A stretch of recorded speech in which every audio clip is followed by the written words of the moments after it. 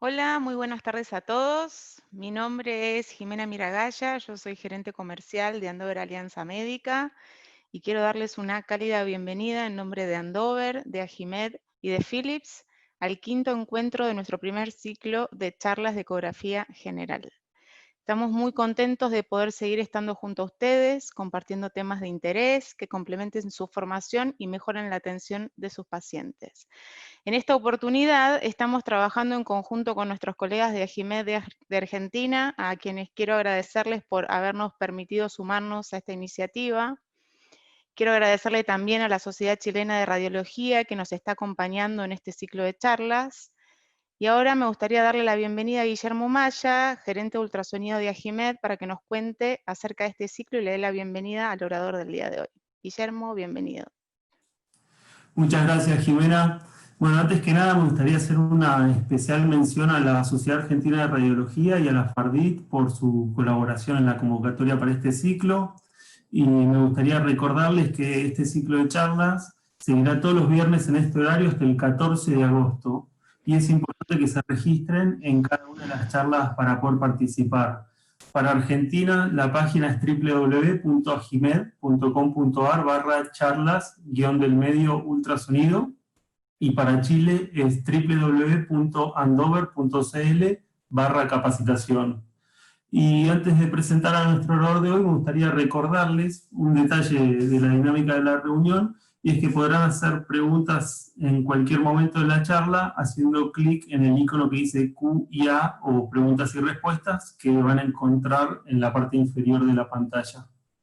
Y bueno, en esta oportunidad nos acompañará el doctor Daniel Álvarez, que es médico especialista en diagnóstico por imágenes y jefe de ecografía de la Fundación Favaloro, y va a hablar sobre el Doppler renal y en particular sobre la importancia del uso de este método en pacientes con hipertensión arterial, patología crónica renal y control del trasplante renal. Así que Daniel, te queremos dar la bienvenida y agradecerte por haberte sumado a esta iniciativa, por formar parte de este proyecto tan lindo y que creo que está, bueno, está yéndonos muy bien en la convocatoria. Los temas están siendo interesantes y estamos teniendo muy buenos comentarios de quienes participan. Y bueno, y también me gustaría hacerte un especial agradecimiento porque yo sé que el año pasado decidiste dar menos charlas o dejar de dar charlas, entonces para nosotros es un orgullo que nos hayas cedido este espacio y que estés participando con nosotros en esto. Bueno, primero agradecerles a Jiménez y a Andover y a Philips por invitarme. Y nada, para mí me pone contento, obviamente, dar charlas y más que nada tratar de enseñar.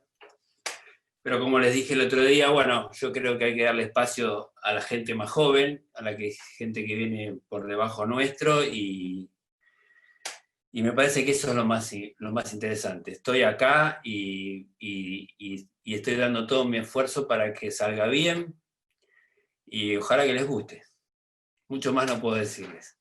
Así que, bueno, yo pedí que hicieran una pregunta, no sé si ya la habrán hecho para empezar la charla, tener una idea de un poco la gente que está escuchando, si tiene alguna experiencia en el hecho de haber realizado Doppler renales, o si recién empiezan, pero me parece importante para saber un poco hacia dónde estoy dirigiendo la charla, a quiénes se las estoy dirigiendo.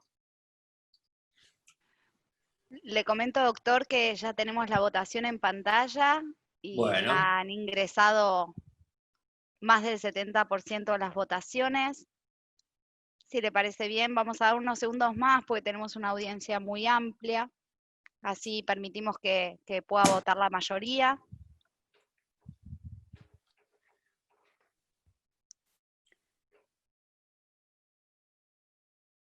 Ahora sí vamos a finalizar la votación.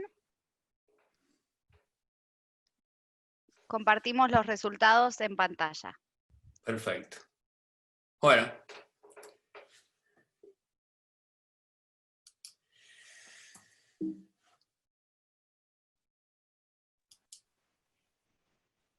Muy bien. El tema de hoy que vamos a hablar es el estudio de las arterias renales. Y para empezar, me parece que es muy importante tratar de entender a qué paciente le vamos a hacer estudios nosotros, quiénes nos van a pedir este tipo de estudios. Es importante entender que la estenosis de las arterias renales implica que va a producir varios tipos de enfermedades. Entre ellas, las dos más importantes es la hipertensión y la falla renal crónica, o sea, la nefropatía crónica. Y estos son los dos tipos de pacientes que más van a venir a nuestro consultorio, donde más nos van a pedir este tipo de estudio. Como ustedes saben, el eco Doppler renal es el primer estudio de diagnóstico, es el estudio de elección.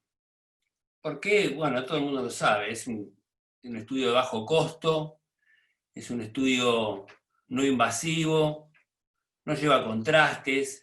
Ustedes siempre piensen que los pacientes que tienen una falla renal crónica, el hecho de inyectarles contraste es sumamente tóxico, es sumamente nocivo para ese riñón, entonces tenemos que tratar todo lo posible de salvaguardar ese riñón. Entonces creo que el Doppler es un método de diagnóstico sumamente útil para este tipo de pacientes. Ustedes van a ver que yo pongo, hay mucha bibliografía que realmente tiene muchos años, y es porque el hecho de que el estudio del Doppler renal empezó realmente hace mucho.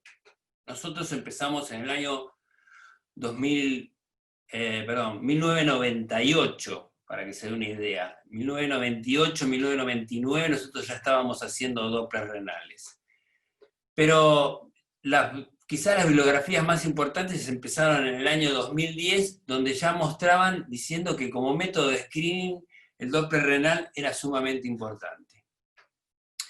Y es sumamente importante porque se logró tener una alta sensibilidad, es un método que en buenas manos, estando entrenado, uno consigue una sensibilidad que está por encima del 90%, y siempre pensar que obviamente el Doppler no es la panacea, ni es la que va a dar la última palabra. La última palabra siempre la va a dar la arteriografía.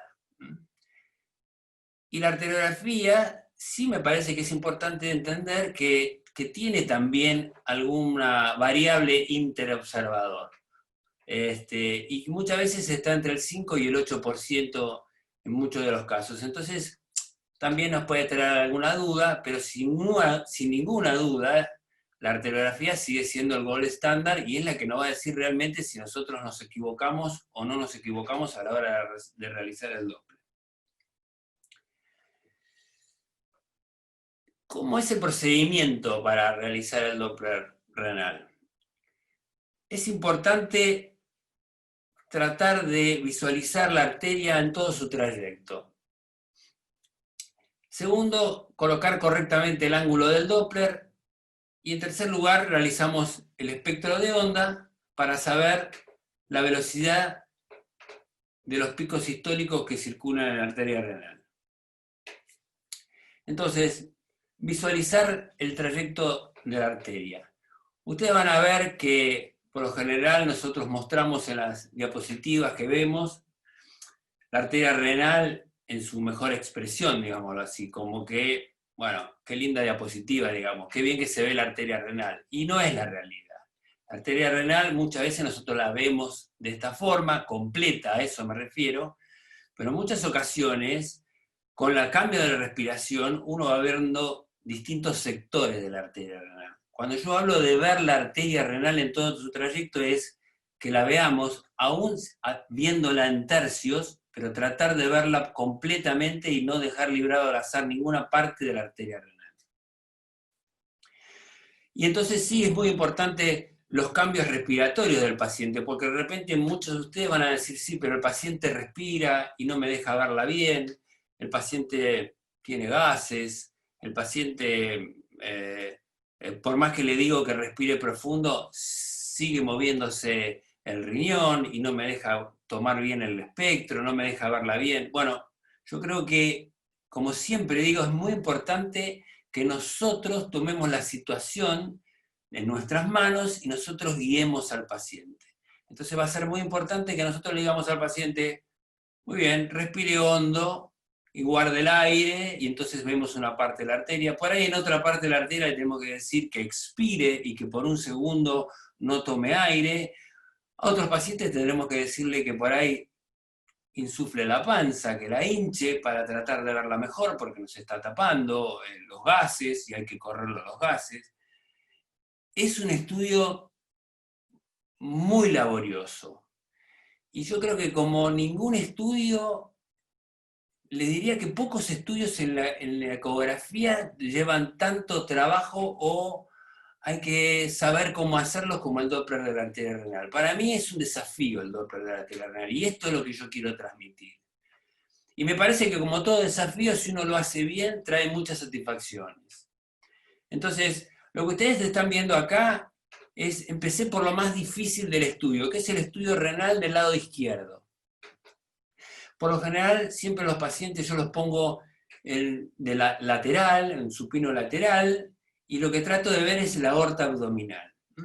Entonces, luego que veo la aorta abdominal, estos pacientes que yo veo el riñón izquierdo, los hago expirar.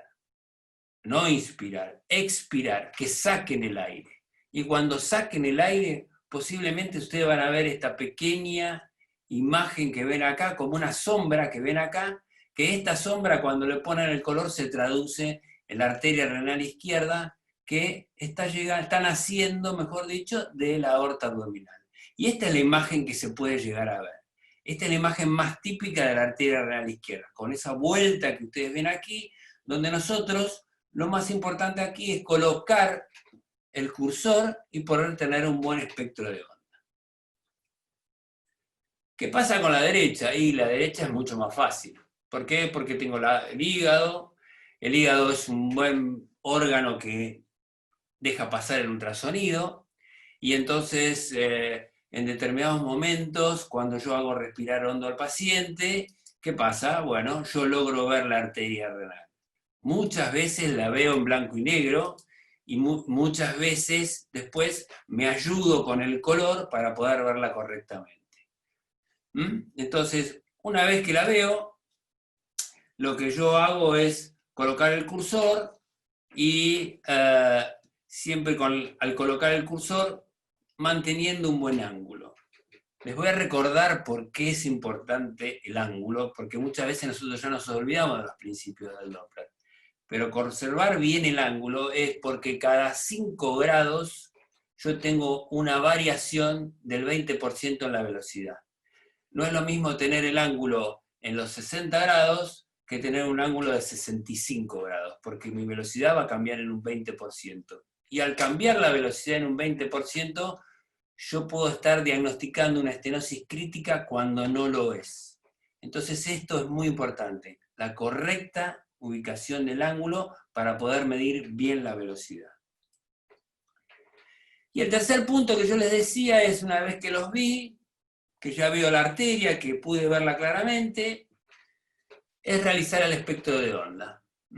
Un espectro de onda que tiene que verse claramente, que sea nítido, siempre recordar que el espectro de onda de la arteria renal tiene un doble pico, que es fundamental saberlo, que siempre la toma del pico sistólico se hace sobre el primer pico sistólico, nunca sobre el segundo, siempre sobre el primero.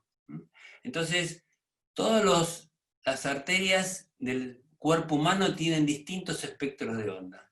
Recordar que la arteria renal tiene un doble pico y que siempre el pico sistólico se mide sobre el primer pico. Muy bien.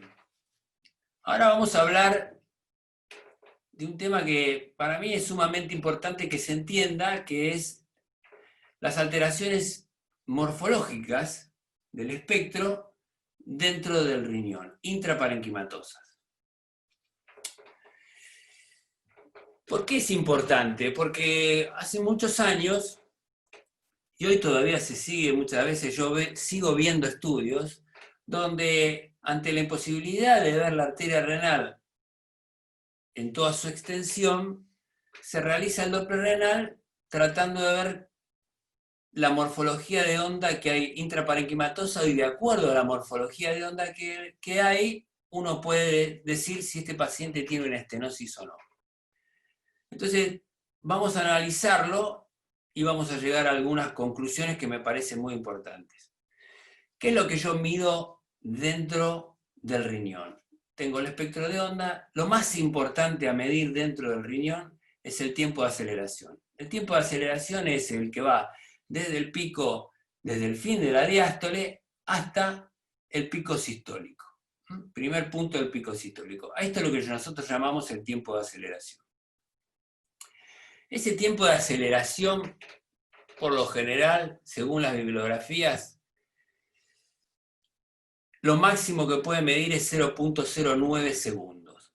Todo esto que yo les estoy diciendo, la máquina, como ven aquí, lo mide después automáticamente. No es que nosotros tenemos que sacar un cálculo, una calculadora para hacer esto, obviamente. Entonces, llamamos patológico cuando está por encima de 0.09 por segundo. Algunos hablan de 0.07 segundos. Yo le diría que prácticamente no tiene mucha importancia entre 0.7 y 0.09. Cuando hablamos de patológico, cuando este tiempo de aceleración se encuentra prolongado. Entonces, ustedes lo que van a ver es que el tiempo, la onda, es como que se alarga, es más lento el tiempo de... es más lento el tiempo de despegue de la sístole, y después aparte hay un achatamiento de la onda. Esto es lo que es el famoso parvus tardus, o tardus parvus. Tardus porque tarda en empezar la sístole, y parvus porque se aplana la onda. Hay en ciertos casos donde uno prácticamente puede ver bien el tardus parvus, hay en otros casos donde se esboza, digamos así. No es lo mismo que esto, que es sale absolutamente rectilínea la sístole. Muy bien. ¿Y qué nos muestra el tardus parvus? El tardus parvus lo que nos dice es que si yo tengo un tardus parvus intraparenquimatoso, lo más probable es que este paciente tenga una estenosis significativa en la arteria renal principal. Esto es muy significativo. Y mucha gente se toma de esta variable diciendo, bueno, si yo tengo un tardus parvus, yo voy a tener una estenosis significativa en la arteria renal. Ahora, creo que esto es fundamental, y es lo que dice acá. Otro problema de la técnica tardus parvus es que se desconoce el grado de estenosis necesaria para inducir cambios distales uniformes. ¿Qué significa para mí esto? Ustedes tienen que entender que una estenosis crítica de la arteria renal es la que se encuentra mayor al 60%. Si yo tengo una estenosis crítica, es porque tiene una estenosis mayor al 60%. Y en ese caso es cuando yo la diagnostico, y de esa forma el paciente se va a hacer una arteriografía para poder constatarlo. Pero el tardus parvus, ¿aparece con las estenosis mayores al 60%? ¿O tengo que tener mayor estenosis? ¿O es menor la estenosis? O sea, ¿es realmente tan sensible y tan específico como para que yo me pueda asegurar esto? Fíjense en este caso, estenosis mayor al 60%. ¿Sí? Ya vemos la arteriografía, se ve el lugar de la estenosis, es la arteria renal del lado izquierdo. Hay un Doppler color que sea brillante en el lugar donde yo lo voy a medir, y existen picos sumamente elevados. Y si ustedes escuchan el sonido desde un soplo característico de una estenosis crítica, hacemos el estudio intrarrenal, y cuando hacemos el estudio intrarrenal, el tiempo de aceleración es normal. Con lo cual, la verdad que uno dice, bueno, ¿qué significa esto? ¿Cómo puede ser que sea normal y tiene una estenosis significativa? Y entonces vuelvo a la pregunta que hago siempre. ¿Cuánto tengo que tener yo? ¿Cuánta grado de estenosis tengo que tener para que se me modifique la onda dentro del riñón? Fíjese en este caso, tenemos una estenosis mayor al 80%, ¿sí? Con una estenosis significativa, velocidades por encima de 300 centímetros por segundo, y en este caso sí vemos que hay un achatamiento de la onda con un tiempo de la aceleración de 0,14, o sea que se ha extendido. Y obviamente que, bueno, está bien, en este caso sí tuvimos una estenosis significativa con un aumento del tiempo de aceleración.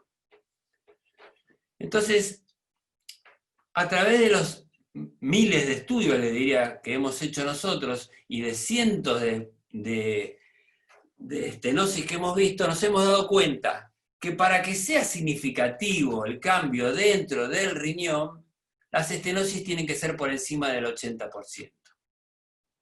Y las estenosis críticas, inclusive, que son menores al 80%, que están entre el 60 y el 80%, pueden tener tanto tardus parvus como ser normales. Entonces, no me puedo guiar por lo que pasa a nivel intraparenquimatoso, porque me puede pasar esto, que yo tenga algo normal y tenga una estenosis significativa. Obviamente que si tengo un tardus parvus, yo puedo pensar, muy bien pensado, que tengo una estenosis. Pero ojo, que si yo hago este estudio y es normal, esto no significa que acá no está pasando nada. Entonces, es fundamental ver la arteria renal en toda su extensión. Fíjense este caso, siempre lo muestro, porque es un tardus parvus que es bilateral. Y entonces ustedes dirían, bueno, tengo un tardus parvus bilateral, ¿tendrá una estenosis en ambos riñones? Y sí, la puede tener, nadie dice que no. Pero en este caso era una coartación de aorta. Entonces sí era importante ver la aorta para ver que ya tenía cambios hemodinámicos que a su vez se transmitían a las arterias renales. ¿Es un caso excepcional? Sí, es un caso excepcional. Voy a mostrar casos excepcionales y posiblemente muestre casos excepcionales. Pero esto es una forma de mostrarles a ustedes que hay que estar muy atento a todo. Que ante la menor duda hay que tomar de todos los elementos para tratar de llegar a un diagnóstico correcto. Ustedes me dicen, yo tengo un tardus parvus en un riñón, bueno, voy a ver qué pasa en el otro. Porque si en el otro no lo tengo, bueno, entonces sí puedo pensar que es una estenosis única. Pero si la tengo los dos, tengo que ver las dos arterias renales para estar seguro que tengo una estenosis bilateral. Tengo que ver las dos arterias. Tengo que ver el lugar de la estenosis. No diagnostiquemos mirando nada más que a nivel intrarrenal.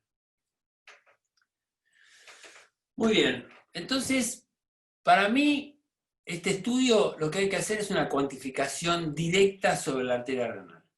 Y de ahí poder medir el grado de estenosis. ¿Y qué hago cuando yo hago la cuantificación directa? Lo que mido es la velocidad del pico sistólico.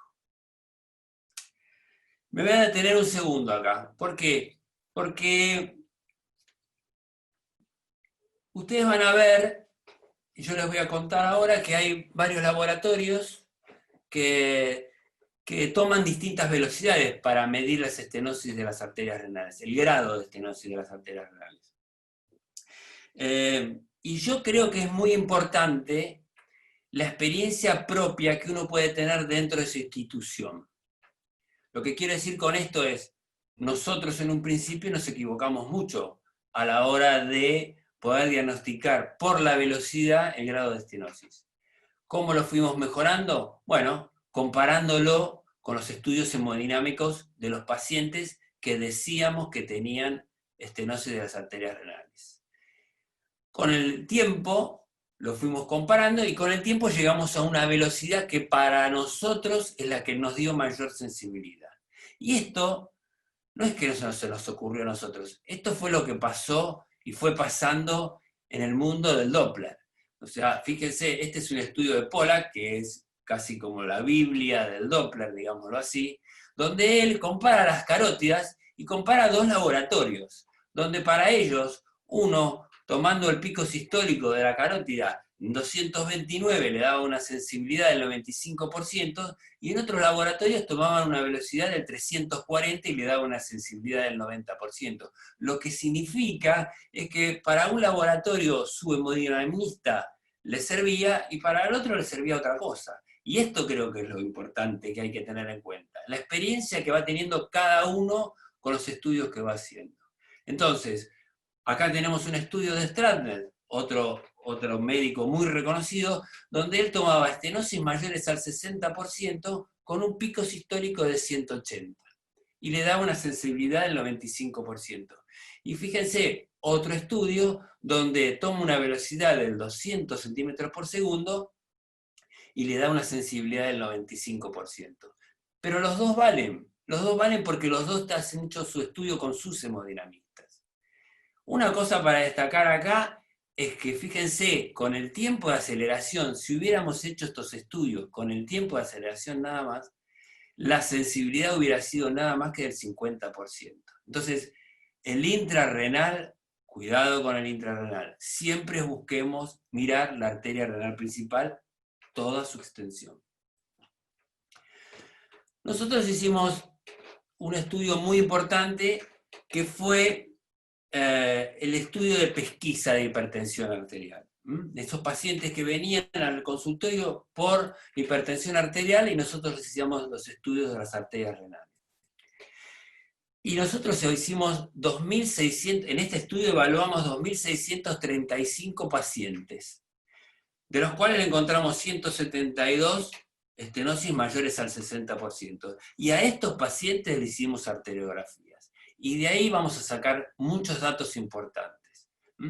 Con este estudio nosotros demostramos que en las críticas, en las estenosis críticas, tuvimos una sensibilidad del 91% y una especificidad del 95%.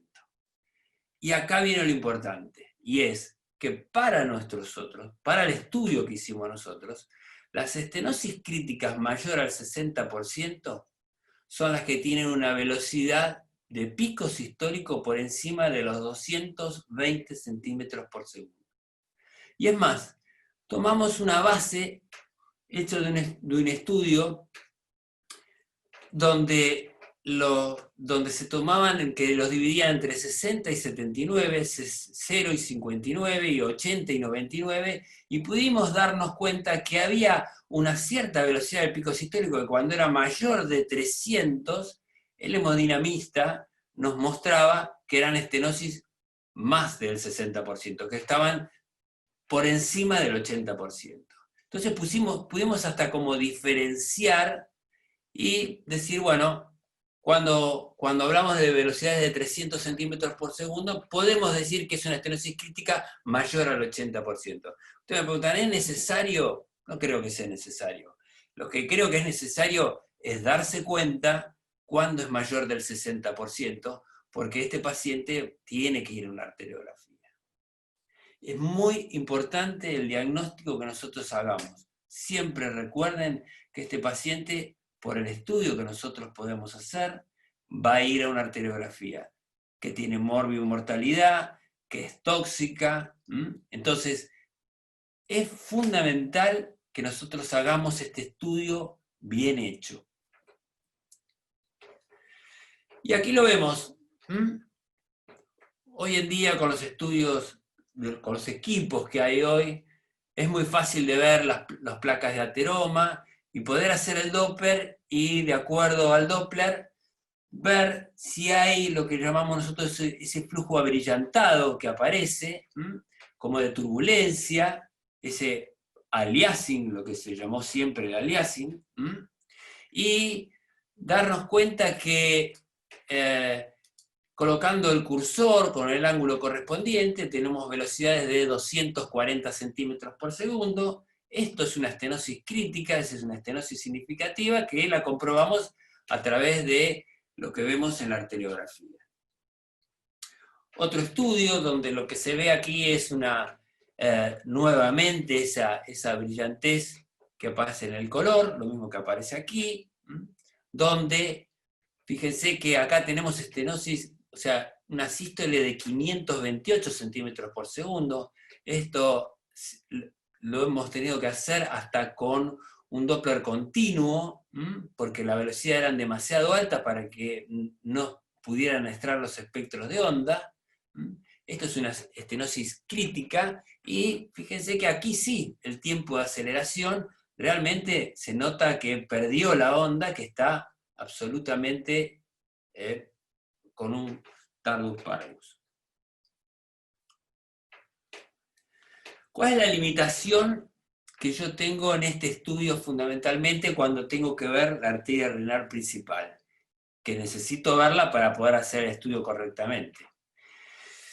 Una es el lado derecho, obviamente la esteatosis hepática. ¿Por qué? Porque no nos deja pasar correctamente el ultrasonido. Bueno, primero tendría que ser una esteatosis hepática severa, porque si no, por lo general, con los equipamientos que tenemos hoy, no nos va a interrumpir tanto el ultrasonido como para que no podamos ver la arteria renal.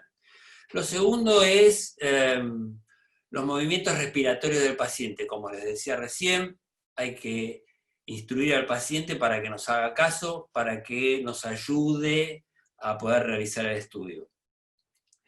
La inadecuada medición de la velocidad por un mal ángulo. Muchas veces tenemos problemas con el ángulo.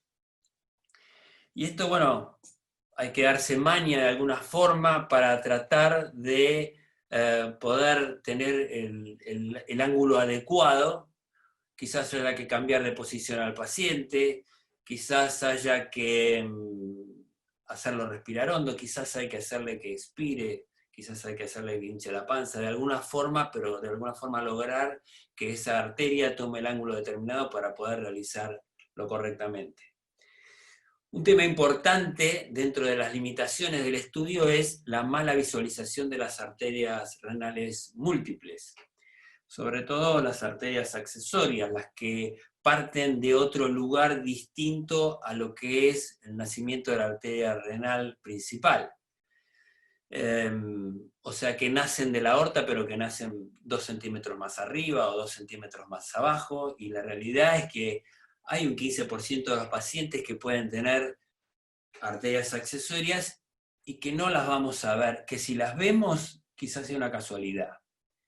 Quizás nos topamos o nos chocamos con 3 arterias sin querer, sin darnos cuenta, y de repente las descubrimos. Esta es la realidad. Si nosotros fuéramos a buscar todas las arterias accesorias, lo más probable es que el estudio duraría horas. Y la verdad es que no creo que tenga razón de ser esto. Pero sí les voy a decir que es muy importante ver las arterias accesorias, si uno pudiera verlas, porque la arteria accesoria nutre una parte del riñón. Generalmente van hacia el polo inferior o si van hacia el polo superior, y entonces están nutriéndolas. Y la estenosis de una arteria renal accesoria produce hipertensión. Por eso es importante poder verlas, si es que la vemos. Y lo otro es, dentro de la limitación, obviamente, que exista un operador que realice bien el estudio para que el estudio salga bien, ¿no? O sea, por eso este estudio es muy operador dependiente. Hablando de las arterias múltiples, sepan que la arteria renal principal puede tener, luego de su nacimiento, dar alguna otra arteria. Generalmente estas arterias van hacia el hilio renal, pero se pueden encontrar con 2 arterias, lo mismo que como se ve aquí. Pero como les decía antes, cuando hablábamos de arterias accesorias, son las arterias que nacen en la aorta, pero quizás muy distantes de donde está el nacimiento de la arteria renal principal, y estas son las arterias que muchas veces nos cuesta poder verlas.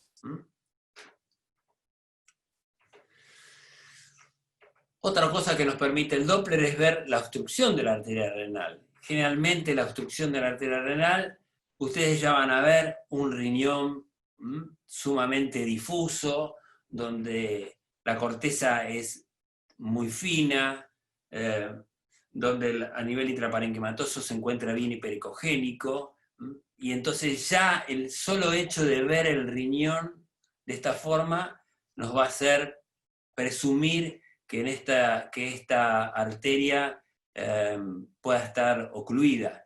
Sobre todo también si le hacemos un Doppler interrenal vamos a ver que no hay circulación dentro del riñón, y bueno, en este caso fíjense que se ve la arteria renal y se ve como el flujo está interrumpido porque es una obstrucción completa.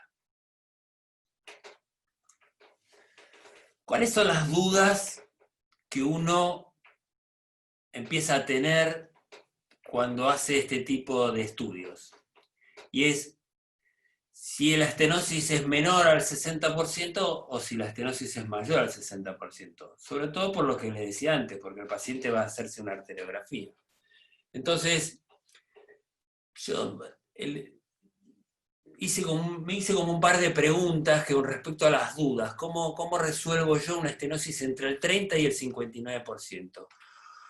Una es que la velocidad sistólica va a ser menor de 220 centímetros por segundo. Si fuese mayor de 220 centímetros por segundo, yo tendría que pensar que es una estenosis crítica. Lo otro es el índice aortorrenal. Fíjense que yo prácticamente no hablé del índice aortorrenal, porque no es en un estudio donde yo lo use mucho el índice aortorrenal. Está descrito en la bibliografía, y por lo general el índice aortorrenal tiene que ser, cuando no es crítico, menor de 3,5. Cuando es mayor de 3,5 estamos hablando de una estenosis crítica. La del paciente. Por lo general los adolescentes van a ver que tienen una velocidad de flujo aumentado. Entonces también hay que tener cuidado. Entonces si yo tengo un flujo aumentado, voy a tratar de darles un ejemplo. Supónganse que yo tengo un aumento de velocidad de flujo en la arteria renal, en toda la arteria renal, no en un pedacito nada más, que mide 220, de repente me mide 210, de repente me mide 200, le hago otra muestra, me mide 220, perfecto. ¿Me crea alguna duda? Y sí, bueno, pero qué raro que en toda la arteria tenga ese flujo. Mido la aorta, entonces sí voy a medir el índice aortorrenal. Y si la aorta tiene un flujo de 100, ya me voy a dar cuenta de que el índice es menor de 3,5, por lo tanto, este paciente no tiene una estenosis significativa. Tiene un aumento del flujo porque quizás sea un paciente adolescente y la tiene aumentada. Otra es comparar el tamaño renal contralateral. Tengo dudas, ¿este paciente tendrá una estenosis? Bueno, le mido el riñón. Mide el riñón, 95 centímetros, 95 milímetros. Mido el contralateral, mide 110. Los dos son normales. Acá no es que uno mide 8 centímetros y el otro mide 11 centímetros.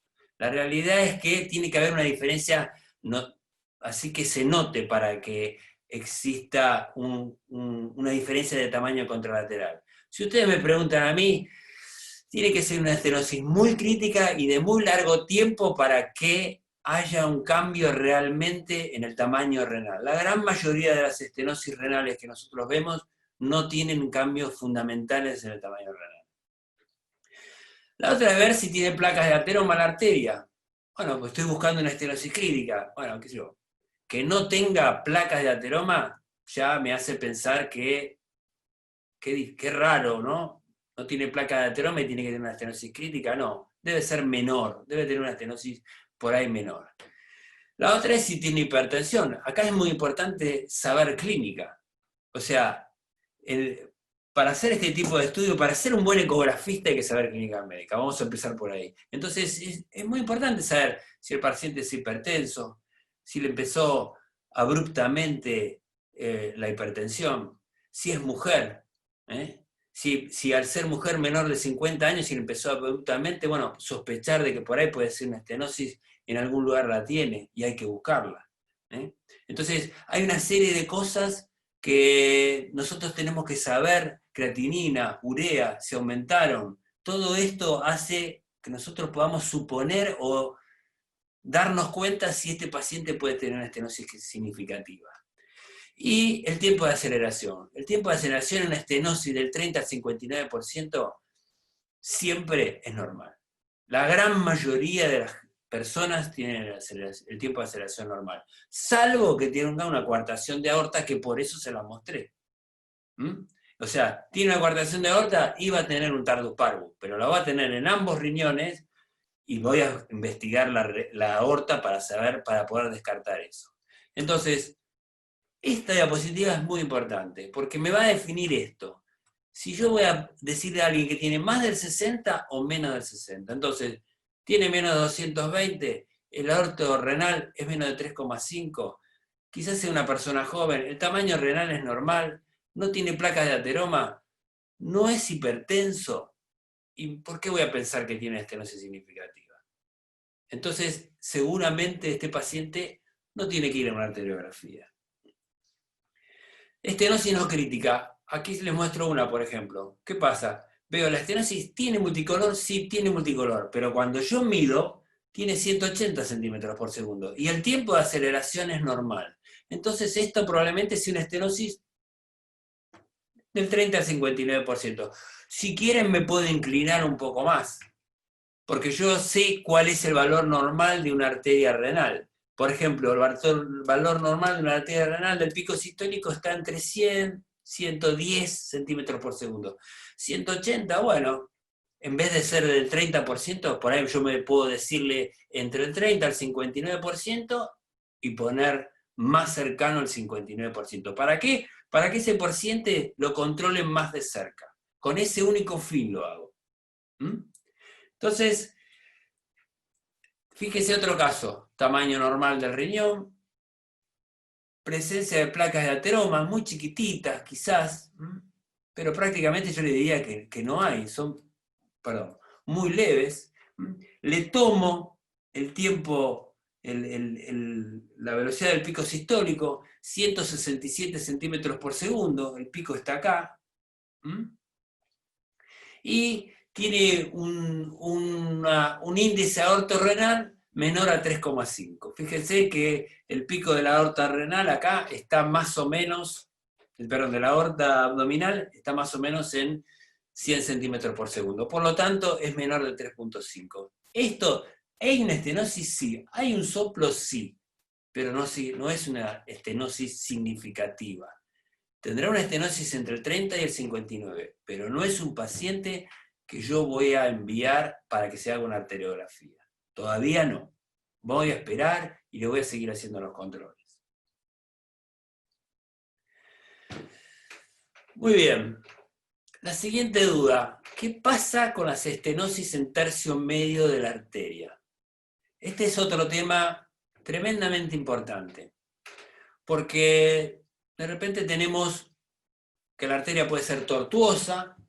Cuando yo hablo de tortuosa es como si, imagínense, una manguera que es tipo serpenteal, ¿no? Así como una serpiente, ¿no?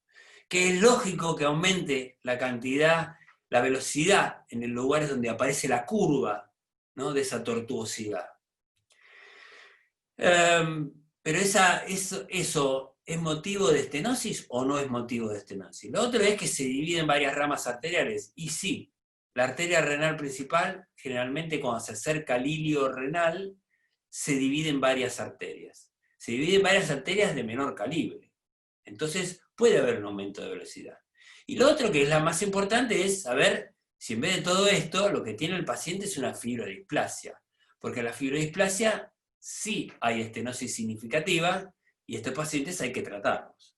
Entonces, les recomiendo este paper de Ultrason del año 2013, donde habla sobre todo sobre fibrodisplasias y tortuosidad, y habla de la cantidad de falsos positivos que se hacen en las arterias renales que son tortuosas, que no sabemos mirar exactamente qué es lo que está pasando, y que hacemos un diagnóstico de estenosis crítica cuando no lo son.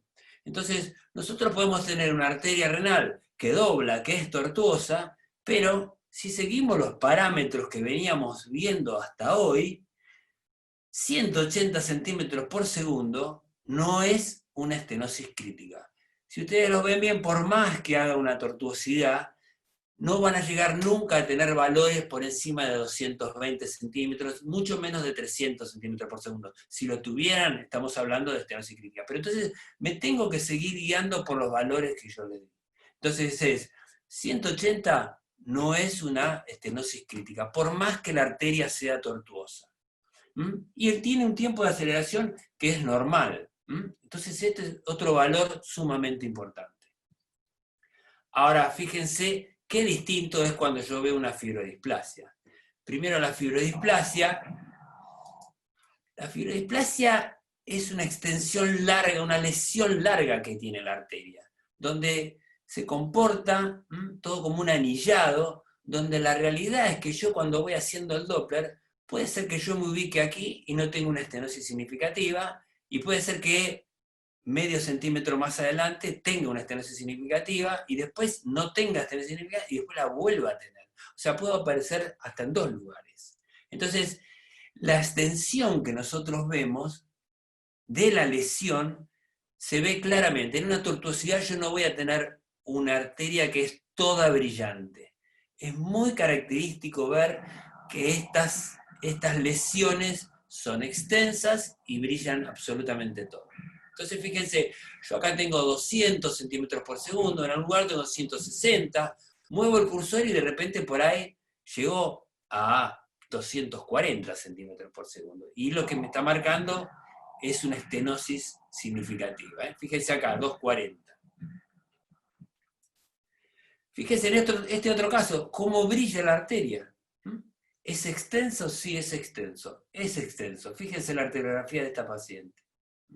De la misma forma que se veía en la otra. Entonces, esto es fundamental para entender lo que es una fibrodisplasia. Y recuerden que esto es mucho en mujeres, menores de 50 años, que le aumentó la presión abruptamente y que de repente encontramos este tipo de lesión. Otro más, fíjense, el color, y cómo está ubicado, no está ubicado en donde nace la arteria, que la mayor parte de los pacientes que tienen estenosis significativas acá son arterioscleróticas. Son por placas. Esto es bien típico de la fibrodisplasia. Miren el brillo, miren la extensión, miren la velocidad, y fíjense que en este caso la velocidad es muy alta y hasta inclusive se aplana, pierde, ¿no? Hay un retardo en el nacimiento del pico sistólico, un tardus, donde nos está marcando que la estenosis es bien significativa. Otra duda, los índices de resistencia, ¿qué valor tienen?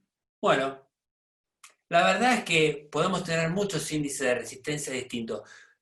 Lo ubico nada más que para lo siguiente, a veces va a venir un médico y le va a decir, tengo un paciente con un riñón que tiene un índice de resistencia elevado, con un riñón chico, con una corteza disminuida, y quizás lo que van a querer saber a través del índice de resistencia es poder decirles si ese riñón, luego de colocarle un stent porque tiene estenosis significativa, se va a recuperar. Lo más probable es que este tipo de riñones con índice de resistencia bien alto, como en este caso, difícilmente se recuperen. Lo que puedo hacer es un valor pronóstico en estos casos. No sé, Gisela, si querés hacerles las preguntas como para que, a ver si se va entendiendo un poco la charla. Perfecto, doctor. Vamos a compartir la primera pregunta que ya está en pantalla. Quisiera leerla como para que vayan... Sí. Es, mediante el Doppler color, ¿cuál es el grado de estenosis de la arteria renal para diagnosticar una estenosis como crítica? Tiene que tener más del 50%, más del 55%, más del 60%, más del 40%, para que esa lesión sea una estenosis crítica. Para empezar a entender el tema, es ¿cuánto mayor tiene que ser? ¿De cuánto? Bueno, vamos a dar unos segundos. Si bien entraron muchas votaciones, tenemos más de 600 espectadores, así que si le parece bien, damos unos segundos más. Ningún problema.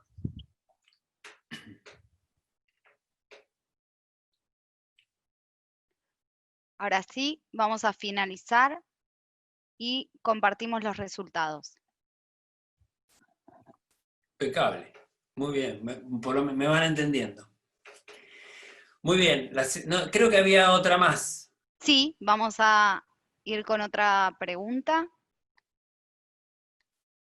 Ya iniciamos, está en pantalla. Ok. ¿Con qué velocidad de pico sistólico la arteria renal diagnosticamos una estenosis crítica? ¿Mayor de 200, mayor de 180, mayor de 220 o ninguna de las que puse es correcto?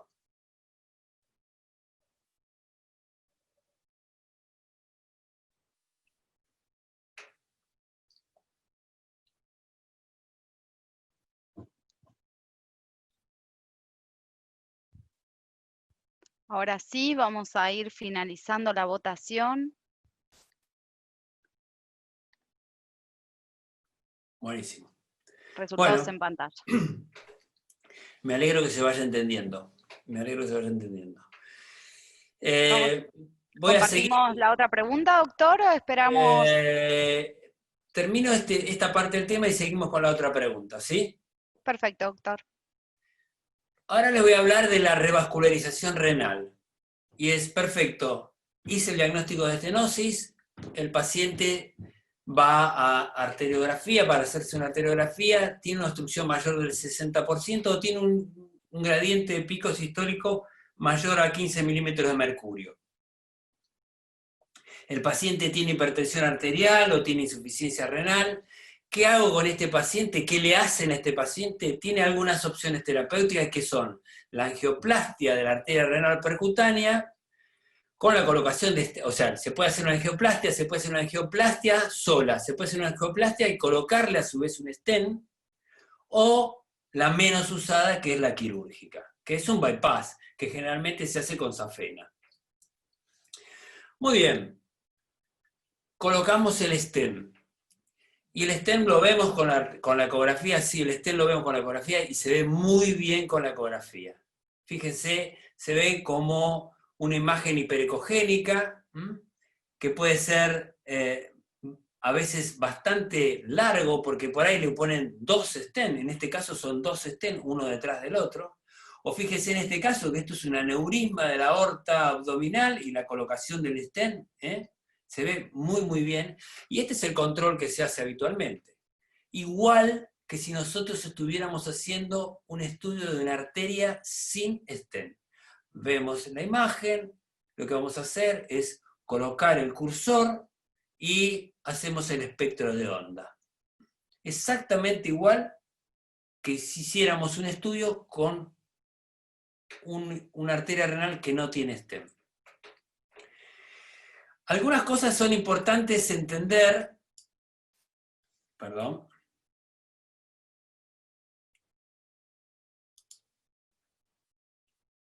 y es que ustedes van a ver, por ejemplo, esto es un stent en la arteria renal izquierda. ¿Por qué pongo este ejemplo? Porque siempre la arteria renal izquierda es la más complicada de ver. Si ustedes hacen el estudio todavía sin el Doppler, y se toman el trabajo, van a ver que aquí hay una pequeña imagen hiperecogénica, muy chiquitita, que es la del stent. ¿Qué característica tiene en particular cuando vemos un stent renal izquierdo, que no era lo mismo que vimos en el anterior al derecho? Y es que lo vemos salir muy recto. Fíjense la arteriografía, yo la coloqué como para que ustedes lo tuvieran en un plano, que lo puedan ver exactamente igual que si lo vieran en el Doppler. Entonces, esta imagen, si ustedes recuerdan cuando mostré la primera diapositiva de la arteria renal izquierda, hacía una curva. Esto sale recto porque acá está el stent colocado, igual que lo que están viendo acá. Entonces, esto es una imagen muy característica en el stent renal izquierdo cuando nosotros lo vemos con el ecodoppler. Es distinto a lo que se veía acá. La renal derecha se ve distinto. Sale recto, pero sale un poco en curva, y así lo vamos a ver siempre nosotros. Es mucho más fácil de ver la arteria renal derecha. Entonces recuerden, cuando ven la arteria renal izquierda con un stent, sale como una T, sale como en ángulo bien 90 grados. Lo mismo que hacíamos antes, se coloca el cursor y se hace el espectro de onda. Otro stent renal del lado derecho, otro ejemplo, un riñón normal, colocamos el espectro de onda, tomamos las velocidades, 180 centímetros por segundo, esto no es una estenosis, y el espectro de onda es normal. Ahora bien, acá nos pasó lo mismo que nos pasaba con los otros estudios, es saber si nosotros estábamos haciendo las cosas bien en una arteria donde estaba intervenida, que dentro de la arteria tenía un stent. ¿Se comporta igual o no se comporta igual? Al tener un stent adentro, ¿cambian las velocidades o no cambian las velocidades? Cuando fuimos a buscar los estudios que había, los estudios decían 18 pacientes, 22 arterias, ¿y qué es lo que veían ellos? El intraparenquimatoso, donde veían el intraparenquimatoso que tenía un tardus parvus. Luego de hacerle la colocación del stent, este tiempo de aceleración cambiaba, se hacía mucho más corto y volvía a tener una onda de espectro normal. Y esto era lo que mostraba, era que el stent estaba funcionando bien. Bueno, nosotros con esa base fuimos a buscar nuestros resultados y evaluamos 142 stents, de los cuales dijimos que 17 tenían estenosis. Y de esos 17, a 12 se le hicieron arteriografías, de las cuales 11 tuvieron estenosis. Y cuando fuimos a evaluar cuál era el pico sistólico que tenía que tener para que nosotros pudiéramos detectar dentro de un stent que tuviera estenosis mayor al 60%, la velocidad fue de 220 centímetros por segundo. O sea que era similar a una arteria sin stent. Cosa que nos facilitó mucho. Para nosotros, una arteria renal tenga o no tenga stent, para que sea crítica, tiene que tener una estenosis, tiene que tener una velocidad mayor a 220 centímetros por segundo. Y esto es lo que vemos. Se ve el stent, se ve el multicolor, como vemos habitualmente, y cuando tomamos con el ángulo correspondiente, tenemos velocidades como por ejemplo de 357 centímetros por segundo. Esto es una estenosis significativa a nivel del stent. O como en este caso, les que mostraba antes, el aneurisma de la aorta, el multicolor, fíjense cómo se ve, y 320 centímetros por segundo, una estenosis significativa que se ve inclusive aquí en la arteriografía.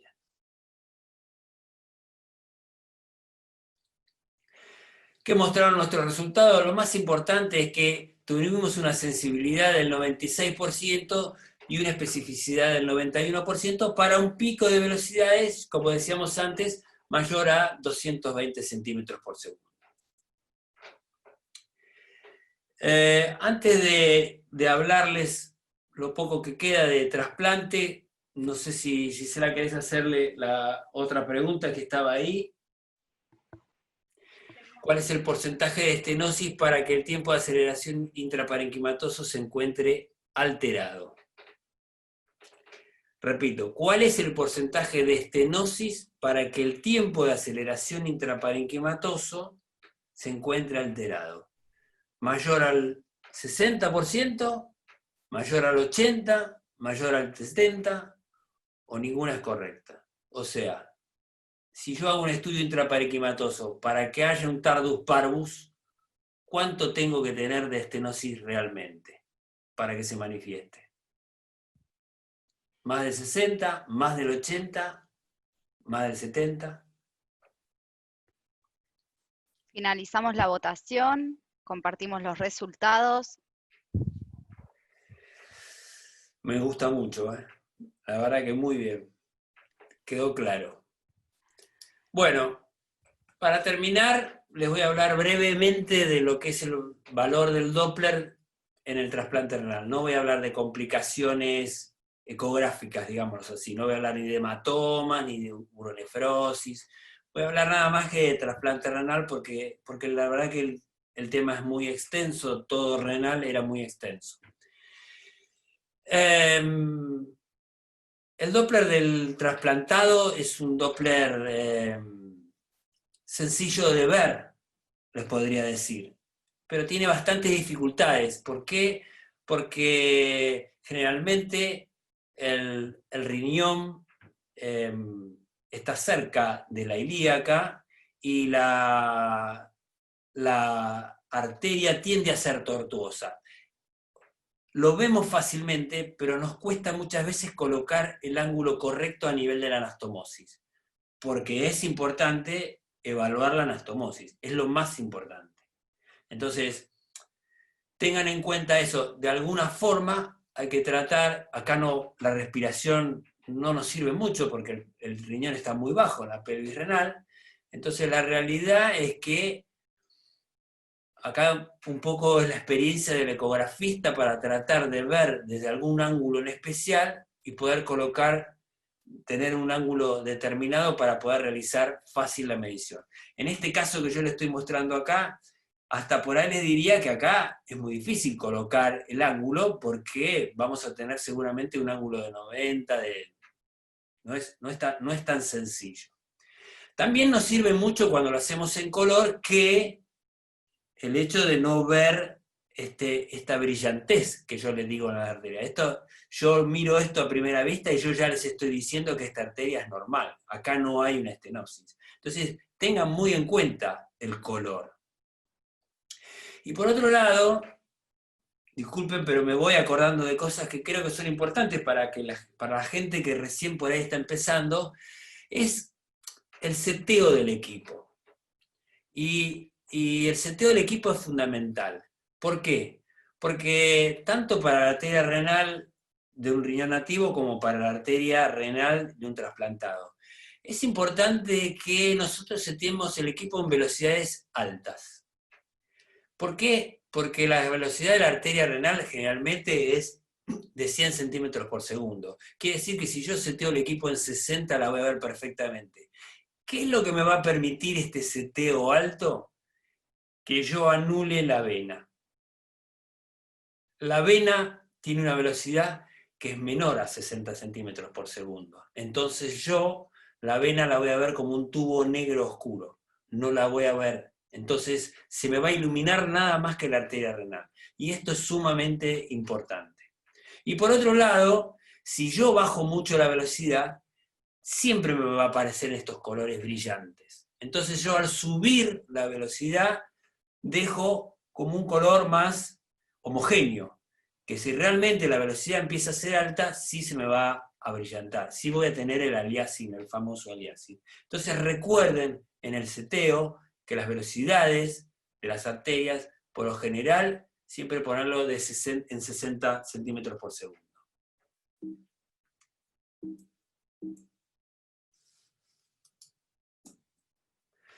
Otro caso para mostrar es el riñón trasplantado normal, ilíaca, y cómo nace la arteria. Acá tenemos la arteria renal trasplantada. Fíjense, no veo aliasing, le hago el control, una velocidad absolutamente normal, 123 centímetros por segundo. Ahora bien, valor del Doppler en el trasplante renal. Fíjense que yo pregunto mucho sobre valores, las preguntas que hago, porque me interesa que les quede claro cuáles son los valores para que ustedes puedan diagnosticar algo crítico. Acá no es lo mismo que una arteria renal normal.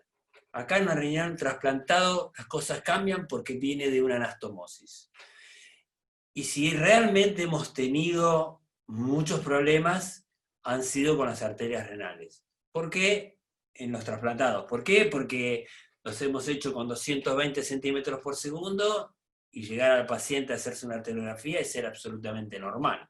No tener ni siquiera gradiente de presión como para poder sospecharlo.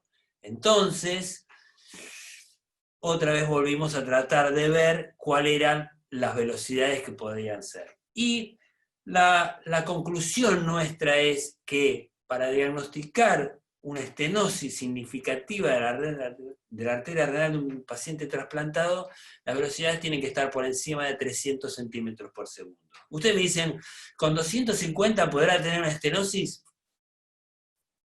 Y por ahí la tiene. Yo no le puedo decir que no. Pero acá sí es importante saber clínica nuevamente. Entonces, es un paciente trasplantado que no era hipertenso, que después que lo trasplantaron anduvo bien, pero resulta que a los 10 días se pone hipertenso. Entonces se pone hipertenso y yo tengo 300 de velocidad, pienso que este paciente seguramente va a tener una estenosis significativa. Tiene 250 y también posiblemente la tenga. Por ahí, cuando va a la arteriografía no está. Pero no puedo dejar de pensarlo. ¿Por qué se puso hipertenso y por qué tengo velocidades tan altas? Entonces, siempre acá hay como un juego de lo que le pasa al paciente y lo que yo veo, lo que estoy viendo de lo que está pasando con el Doppler. Y otra cosa importante es lo que pasa intraparenquimatoso. Acá no es lo mismo con las arterias renales. Si yo tengo un parvus tardus dentro del riñón trasplantado, entonces tengo que pensar que ese paciente tiene una estenosis significativa. Acá sí lo pienso. Entonces, si yo tengo 250 en vez de tener 300, el paciente se puso hipertenso de repente y resulta que tengo un tiempo de aceleración prolongado dentro del riñón, lo primero que tengo que pensar es que este paciente tiene una estenosis significativa y se tiene que hacer una arteriografía. ¿Qué le hago después de la arteriografía? Y lo tiene, y se le coloca un stent. Igual que el anterior. ¿Y qué hago con el stent? Lo controlo también. Y también puede pasar lo que me pasaba con los stents en las arterias normales, y es que tenga estenosis significativas. El stent se puede reestenosar, y también vamos a tener velocidades sumamente altas, al igual que en una arteria normal. Fíjense, por ejemplo, acá lo traigo como anecdótico, pero me pareció interesante. Es un stent que se bifurca porque el paciente tenía 2 arterias renales. Y resulta que en uno de los stents, fíjense que el color es homogéneo y en el otro bien colorido. Fíjense la velocidad, 70 centímetros por segundo. Al colocar nosotros el espectro de onda, nos damos cuenta que tiene velocidades por encima de 240. Bueno, esto era muy significativo para pensar en un paciente que se había puesto hipertenso, en que este paciente podía tener una reestenosis del esteno. Fíjense que la que no tiene estenosis, las velocidades rondan en los 160, más o menos, centímetros por segundo. Ahora vayamos al valor del índice de resistencia, pero no a este que yo les mostraba antes del índice de resistencia cuando tenían estenosis, sino a ese índice de resistencia que yo tomo cuando el paciente acaba de salir de un trasplante renal o al que controlo en la terapia intensiva post-trasplante renal una semana, lo voy controlando durante la semana.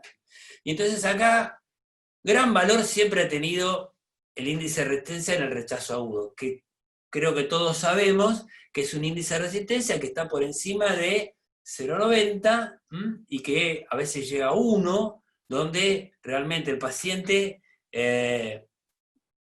al tener ese alto índice de resistencia, nos hace pensar que está rechazando. Algo que es muy importante es que no sé si es tan conveniente decir que hay un rechazo cuando el paciente acaba de salir quirófano, o en las primeras 24 horas yo le hago el estudio y me sale un índice de resistencia tan elevado. ¿Por qué?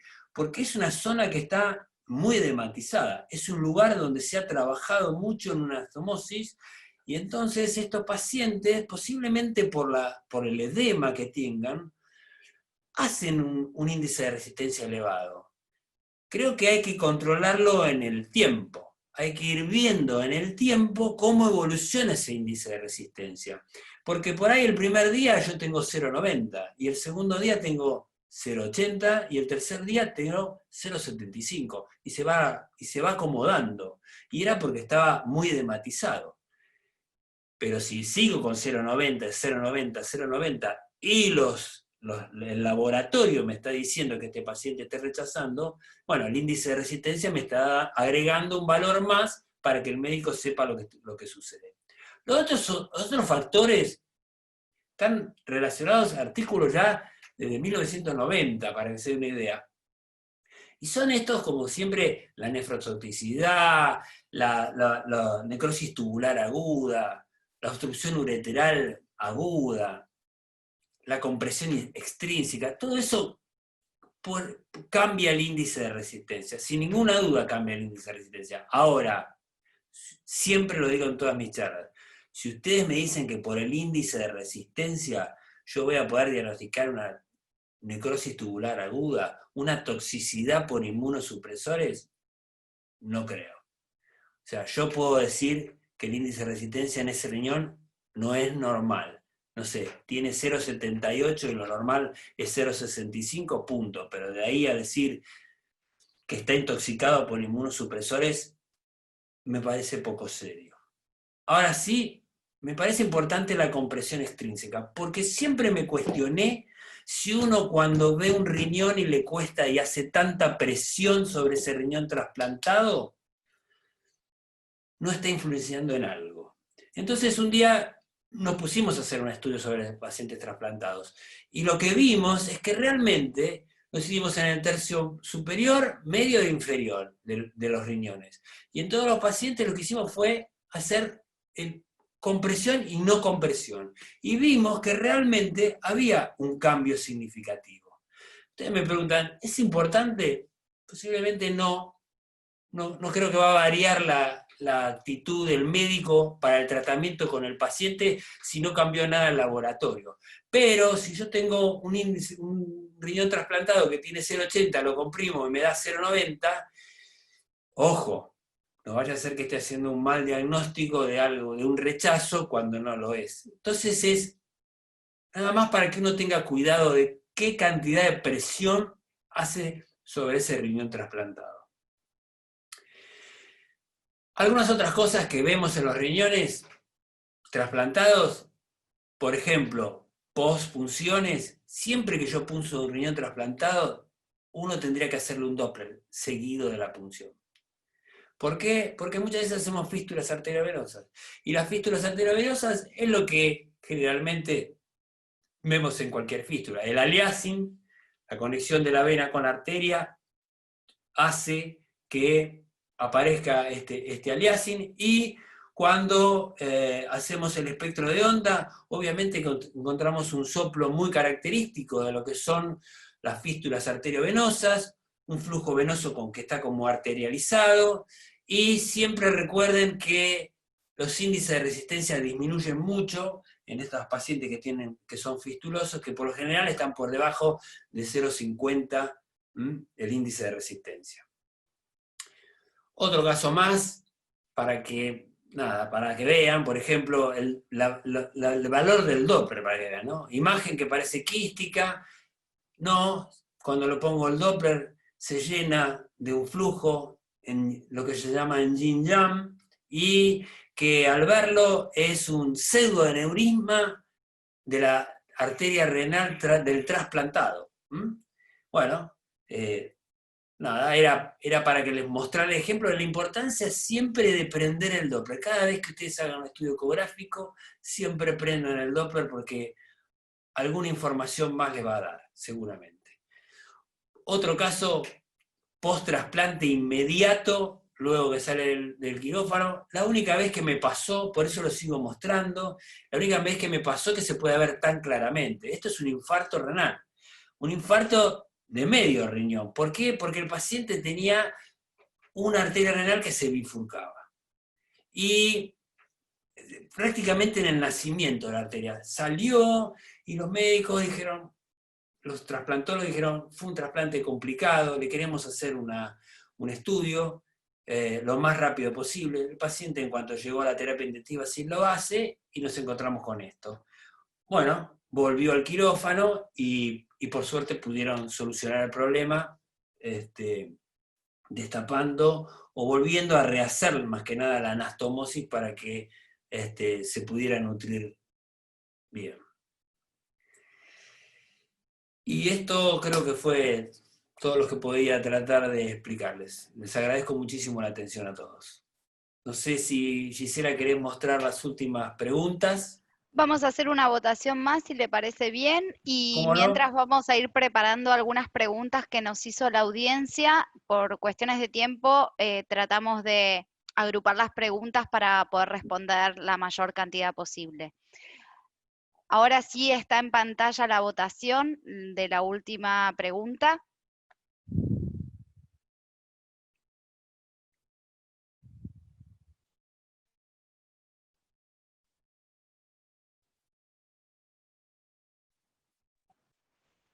Van votando rápidamente. Ahora sí, finalizamos la votación y compartimos los resultados, doctor. Bárbaro. Bueno, me alegro que se haya entendido. Ahora le vamos a dar lugar a Franco, que nos va a compartir las preguntas de la audiencia. Hola doctor, buenas tardes a todos.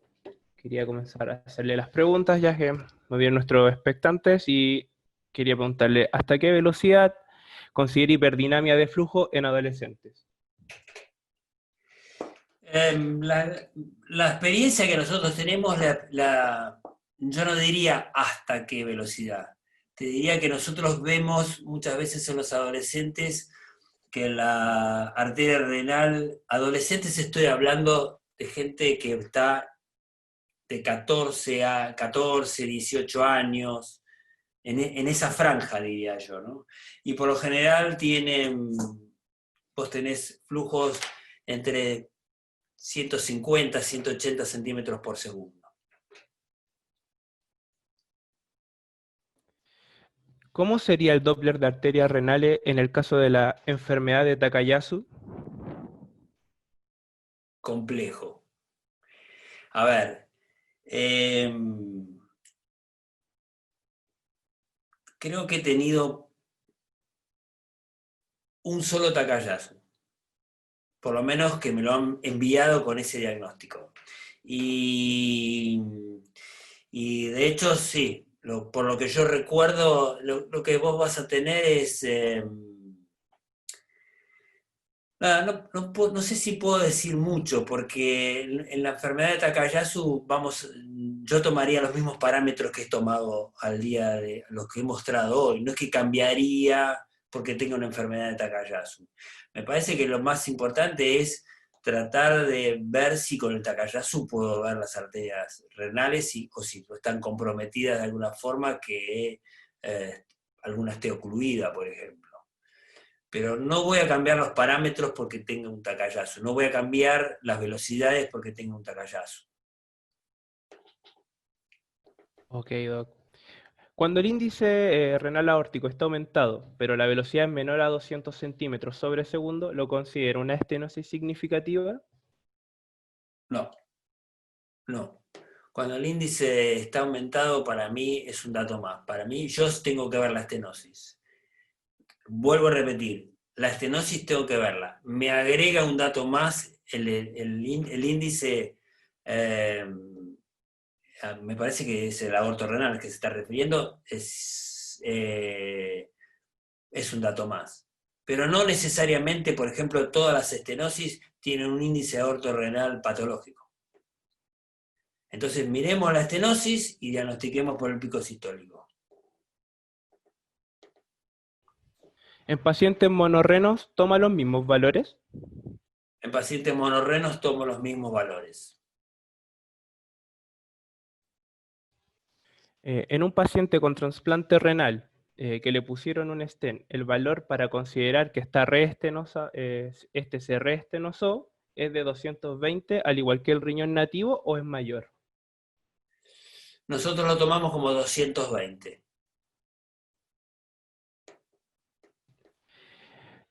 ¿Angio-TC o angio-RM? ¿Qué opinión le merece, doctor?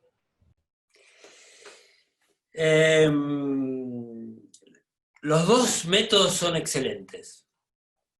Los dos métodos son excelentes. Y sobre todo han mejorado mucho en los últimos años. Los dos tienen muy buena sensibilidad por encima del 90%. Pero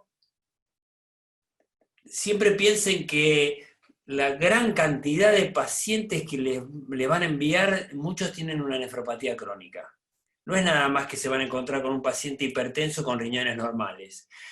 Y son estudios que llevan contraste. Entonces, el contraste siempre es un estudio que hay que tratar de evitarlo. Pero yo creo que me quedo con la angio-TC hoy en día. Me parece que es más sensible que la resonancia magnética. La resonancia magnética puede ser muy buena en los tercios proximales de las arterias, pero creo que después puede subestimar alguna estenosis, por ejemplo, en tercio medio, y me quedo con la angio-TC en ese caso. Bueno, Daniel, muchísimas gracias por tu presentación. La verdad que fue excelente y bueno, estamos muy agradecidos por haber podido contar con tu presencia. Ojalá que pueda haber alguna próxima charla en algún momento. Me parece que los más de 600 participantes lo validan. Así que bueno, agradecerte y bueno, si querés hacer algunas últimas palabras o reflexión final, todo tuyo.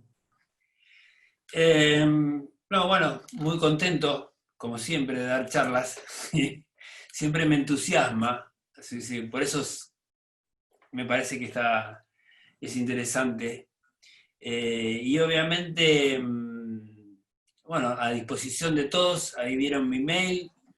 Cualquiera que me quiera mandar una consulta, al contrario, ningún problema, estoy abierto a cualquier pregunta que quieran hacerme, y nada, cuídense mucho, estamos en un momento difícil. Muchas gracias, Daniel. En nombre de Philips, de Agimed y de Andover, te agradecemos por tu participación, por esta charla. Para nosotros, como te dijimos, es muy importante tenerte acá, así que gracias. La verdad es que fue muy buena tu clase y bueno, nosotros también estamos muy contentos. Buen fin de semana para todos. Gracias, Jimena. Así que bueno, los esperamos el viernes que viene en el mismo horario para la charla del doctor Contreras, que va a hablar sobre ecografía de tobillo. Y bueno, quiero agradecerle también a Philips, a los equipos de Andover y a Jimed por haber participado y darnos soporte para esta charla, y en especial a vos, Daniel. Muchas gracias a todos y muy buen fin de semana. Gracias.